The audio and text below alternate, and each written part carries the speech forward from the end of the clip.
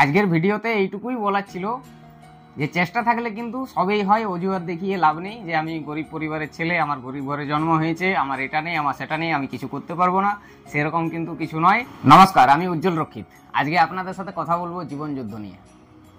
মানে যদি মনের মধ্যে ইচ্ছে থাকে যে আমি একটা বড় কিছু করব বা কিছু অ্যাচিভ করব বা মানুষের পাশে দাঁড়াবো, তাতে তুমি যেরকম ফ্যামিলির থেকেই বিলং করো না কেন, তোমার যদি মনের ইচ্ছে শক্তিটা জোর থাকে, প্রবল থাকে, তাহলে তুমি সেই কাজে অবশ্যই সাকসেস অবশ্যই হবে, নিজেও প্রতিষ্ঠিত হবে, সাথে অসহায় মানুষগুলোর পাশেও দাঁড়াতে পারবে। আজকে হয়তো তোমার প্যাকেটে জিরো, কিছু নেই, আজকে হয়তো তোমার 7 দিনের বেলাও কেউ নেই, কিন্তু যদি তোমার মনের জোর থাকে যে না আমি একদিন নিজেও প্রতিষ্ঠিত হবে আর সাথে অসহায় মানুষগুলোর পাশে দাঁড়াবো, অসহায় মানুষের সেবা করব, তাহলে তুমি একদিন অবশ্যই করতে পারবে। আমি আজকে আছি দিলদার বাড়িতে। দিলদার হিস্ট্রি কিন্তু খুব একটা বড় হিস্ট্রি। অল্প বয়সে দিলদার বাবা মারা যায়, মানে বাবা হারা ছেলেটা, কি বলবো, যা মানে যে স্ট্রাগলটা করেছে না, প্রচুর স্ট্রাগল করেছে, তারপরে আজকে এই জায়গায়। এবার তোমরা হয়তো মনে মনে ভাবছো যে তাহলে দিলদাকে শুরুর থেকেই সবাই সাপোর্ট করেছে, কেউ বাধা দেয় না। সেরকম কিছু না, শুরুতে প্রচুর বাধা এসেছিল, এখনও বাধা আছে, এখন কম আছে। সবাই ভালো বলবে তার কোনো মানে নেই, দিলদারেরও হেটার্স আছে অনেক।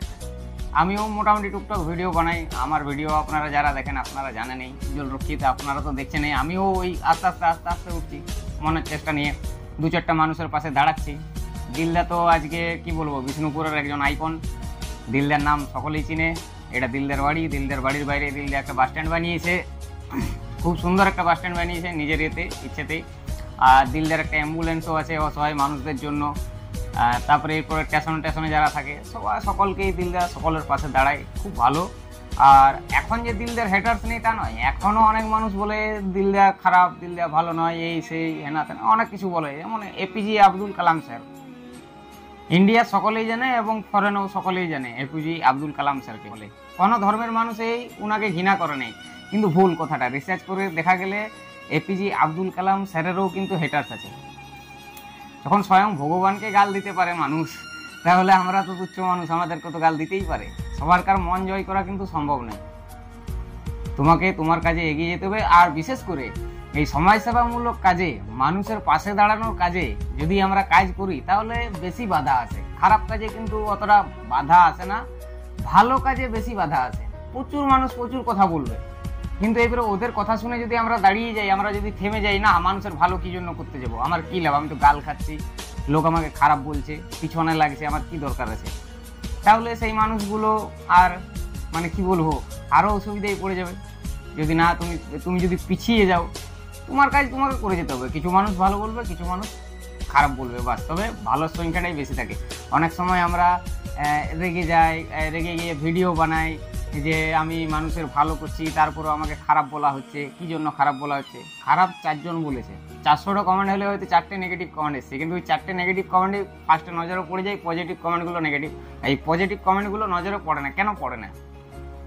অত মানুষ ভালোবাসছে, সেই ভালোবাসাটাও তো মনে রাখতে হবে যে না এতগুলো মানুষ আমাকে সাপোর্ট করছে, যে তুমি এগিয়ে যাও, চলো, তাহলে তাদের কথাটাও মনে রাখতে হবে। এবারে 4 জন নেগেটিভ বলে দিলে যে নেগেটিভ ভাবনা চিন্তা নিয়ে নিলাম মনের মধ্যে, আমি আর আমার কাজ করবো না, এগোবো না, তা তো নয়।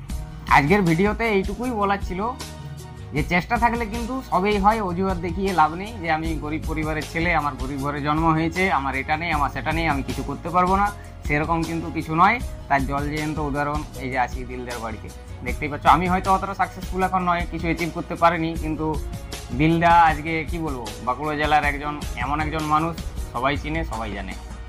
দিলদাও কিন্তু জিরোর থেকেই হিরো হয়েছে। আর মনে চেষ্টা রাখলে কিন্তু সবই হয়। অজুহাত দেখিয়ে কোনো লাভ নেই। অজুহাত কাকে দেখাবে? যে আমার নাই, তুমি লোককে বলবে তোমার নাই, আমি পারবো না। তুমি পারবে না, তুমি পাবে না, পারলে তুমিই পাবে। তুমি যদি কিছু অ্যাচিভ করতে পারো, সেটা তুমিই পাবে। আর যদি তুমি কিছু অ্যাচিভ করতে না পারো, তাহলে তুমিই পাবে না, আর কি। চলো, টাটা, বাই বাই। সকলে ভালো থাকবেন, সুস্থ থাকবেন, হাসি খুশি থাকবেন। দেখা হচ্ছে পরের একটি সুন্দর ভ্লগের সাথে, সুন্দর একটি ভিডিওর সাথে।